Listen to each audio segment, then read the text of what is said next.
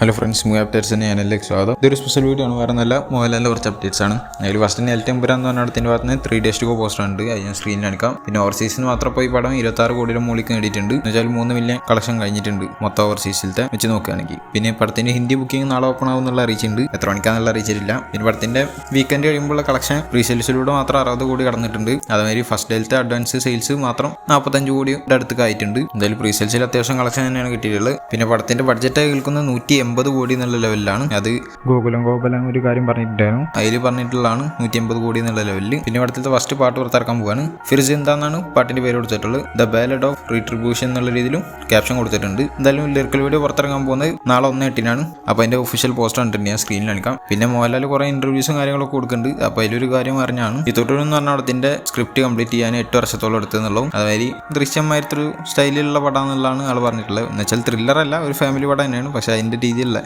ചിലപ്പോൾ മൂഡ് പിടിച്ചിട്ടുള്ള രീതിയിലായിരിക്കാം. എന്തായാലും പടത്തിൻ്റെ റിലീസ് മെയ് 8 എന്നുള്ളതാണ് കേൾക്കാൻ സാധിക്കുന്നത്. അപ്പോൾ ഇതുപോലത്തെ അപ്ഡേറ്റ്സിനായി സ്പെഷ്യൽ വീഡിയോസിനായി അതിൻ്റെ ചാനൽ സബ്സ്ക്രൈബ് ചെയ്ത് ബെല്ലൈക്കൺ ക്ലിക്ക് ചെയ്യുക. അടുത്തൊരു വീഡിയോ കാണുന്നതായിരിക്കും. ബൈ.